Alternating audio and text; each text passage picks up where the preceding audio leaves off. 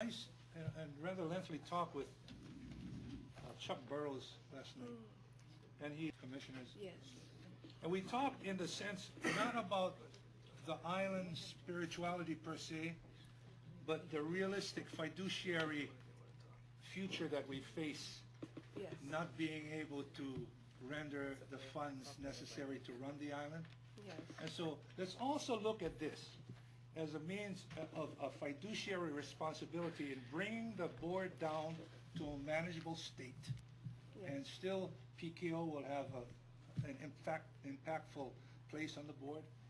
But by also removing two commissioners, we also shrink some costs as well.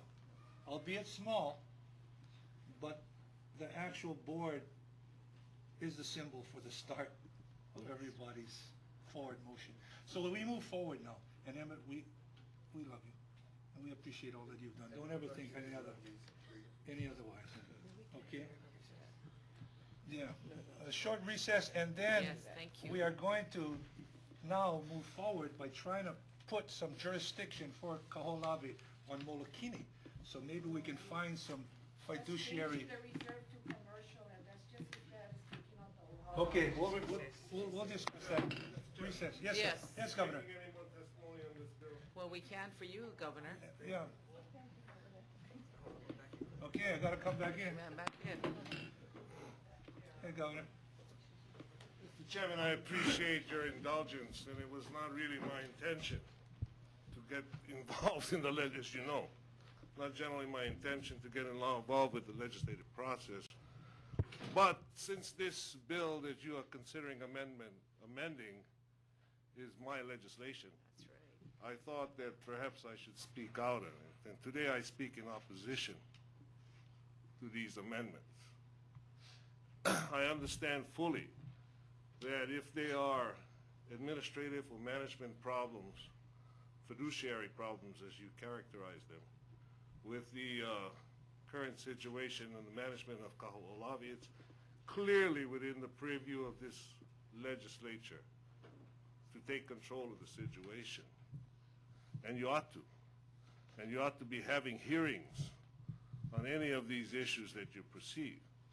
But what the bill does, in fact, is not only about its management, but these amendments actually change the policies behind the creation of the return, the creation of that resulted in the return of Kaho to the people of Hawaii. The two policies I speak of are these.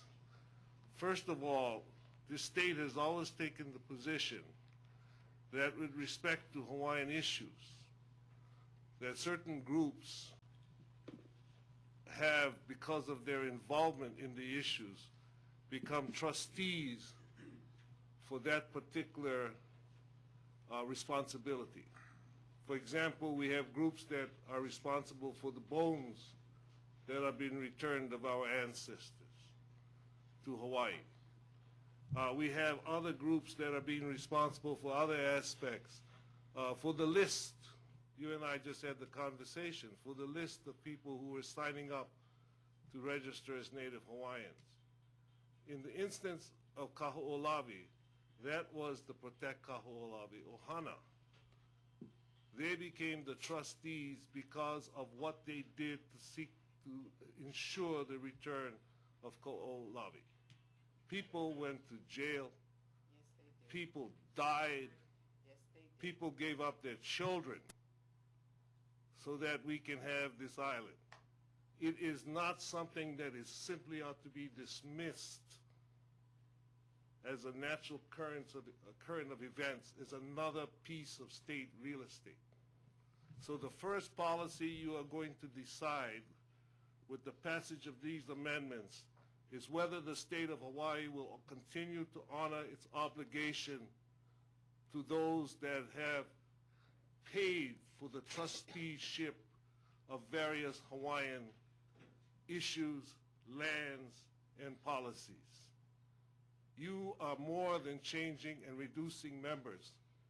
you are reducing the commitment to the Protect Kaho, olawe, and to the price that they paid. Protect Kaho, olawe, ohana. The second policy that is involved in these amendments have to do with our own trusteeship and stewardship of this land.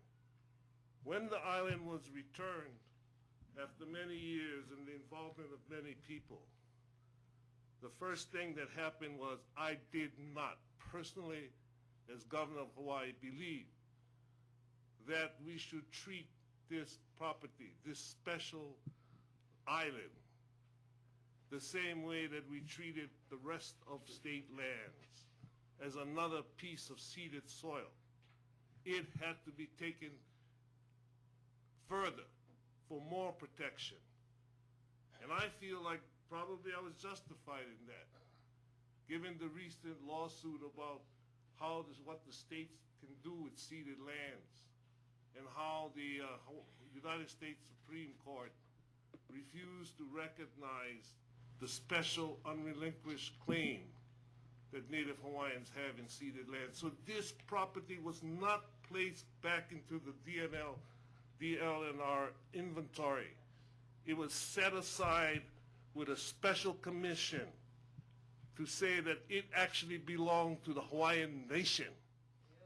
You can talk about it coming back to the state of Hawaii, but it was specifically set aside by the people of this state, by their elected representatives, as the first piece of sovereign soil. That is the policy behind this statute. If the Protect Kaho, olawe, ohana doesn't have insurance, do something that will make them insure that. But do not remove Kaho, olawe from its special status. This is not another piece of land. So, in all due respect to my fellow senators and politicians, who I love dearly, by the way, okay, I have to tell you that in my opinion, you are not adding a few seats or putting together a different process. Yeah. You are changing an agreement that this state made with the Hawaiian people. Thank you very much. Thank you, Governor. Thank you. Thank you, Governor.